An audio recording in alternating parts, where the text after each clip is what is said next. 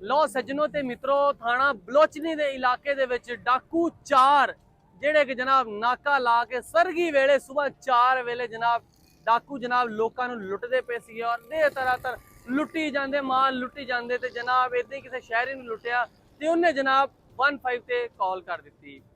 खैर पुलिस पहुंची, पुलिस ने वेख्या कि 4 डाकू और पुलिस ने कोई मुकाबला शुरू कर दिता गोलियां दा जनाब। जो उत्थे चलियां गोलियां ते 2 डाकू जेड़े कि उत्थे मारे गए और 2 डाकू जनाब उतों भज गए।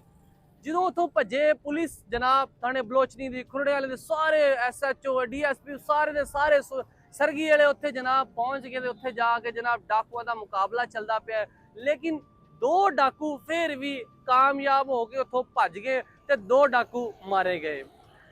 फैसलाबाद दे विच तुसीं वेखदे पे आए रोज पुलिस मुकाबला पुलिस मुकाबला पुलिस मुकाबला, लेकिन अफसोस की गल ये वा कि डाकू भजदे क्यों नहीं पे, क्यों डाकू मुकदे नहीं पे।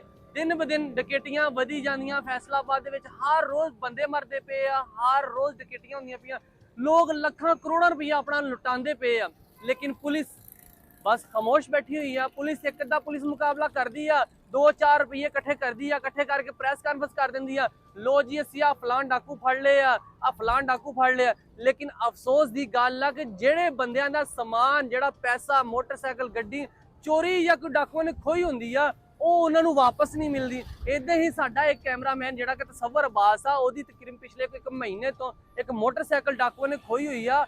ਬਕਾਇਦਾ ਡਾਕੂਆਂ ਨੇ ਰਾਬਤਾ ਵੀ ਕੀਤਾ ਕਿ ਭਾਈ ਜਾਨ ਤੁਸੀਂ 10,000 ਰੁਪਇਆ ਦਿਓ, ਤੁਹਾਨੂੰ ਮੋਟਰਸਾਈਕਲ ਅਸੀਂ ਦੇ ਦਿੰਨੇ ਆ। ਲੇਕਿਨ ਅਫਸੋਸ ਦੀ ਗੱਲ ਆ ਕਿ ਸਾਡੀ ਪੰਜਾਬ ਪੁਲਿਸ ਉਹਨਾਂ ਤੱਕ ਨਹੀਂ ਪਹੁੰਚ ਸਕੀ। ਯਾਰ ਉਹਦਾ ਨੰਬਰ ਆ ਗਿਆ, ਡਾਟਾ ਆ ਗਿਆ, ਸਾਰਾ ਕੁਝ ਆ ਗਿਆ ਕਿ ਤੁਸੀਂ ਉਹਨਾਂ ਨੂੰ ਜਾ ਕੇ ਫੜੋ, ਕਿਉਂ ਨਹੀਂ ਫੜਦੇ ਪਏ।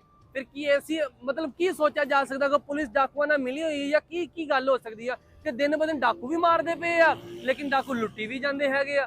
ਆਏ ਰੋਜ਼ ਡਾਕੂ ਲੁੱਟੀ ਜਾਂਦੇ ਆ। ਆਵਾਮ ਵਿਚਾਰੀ ਡਰਦੀ ਆਪਣੇ ਘਰਾਂ ਚੋਂ ਬਾਹਰ ਨਹੀਂ ਨਿਕਲਦੀ, ਬੱਚਿਆਂ ਨੂੰ ਬਾਹਰ ਲੈ ਕੇ ਨਹੀਂ ਨਿਕਲਦੀ ਕਿ ਕਿਤੇ ਰਾਜ ਡਾਕੂ ਸਾਨੂੰ ਲੁੱਟ ਨਾ ਲੈਣ, ਰਾਜ ਡਾਕੂ ਗੋਲੀਆਂ ਨਾ ਮਾਰ ਦੇਣ।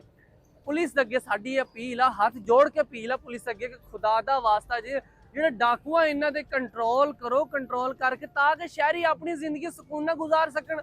फैसलाबाद बड़ा एक पुरअमन शहर सी, ਇਹਦੇ ਵਿੱਚ ਲੋਕ बड़े अपनी जिंदगी खुशगवार गुजारते, लेकिन अफसोस की गल आ डाकू ਜਦੋਂ ਦੇ ਇਸ ਸ਼ਹਿਰ ਦੇ ਵਿੱਚ ਵੜੇ ਹੋਏ ਆ ਨਾ, ਲੋਕਾਂ ਦੀ ਜ਼ਿੰਦਗੀ ਐਡੀ ਕਿ ਮੁਸ਼ਕਿਲ ਹੋ ਗਈ ਹੈ ਨਾ। ਹਰ ਬੰਦਾ ਡਰਦਾ ਯਾਰ ਕਿਤੇ ਸਾਨੂੰ ਗੋਲੀ ਨਾ ਵੱਜ ਜਾਵੇ। ਪੁਲਿਸ ਦੇਖੋ ਹੁਣ ਕੀ ਕਰਦੀ ਹੈ, ਲੇਕਿਨ ਪੁਲਿਸ ਬਸ ਸੁੱਤੀ ਪਈ ਹੈ, ਹੋਰ ਅਸੀਂ ਕੁਝ ਨਹੀਂ ਕਹਿ ਸਕਦੇ। ਪੁਲਿਸ ਤੁਹਾਡੀ ਮਿਹਰਬਾਨੀ ਕੁਝ ਨਾ ਕੁਝ ਕਰੋ।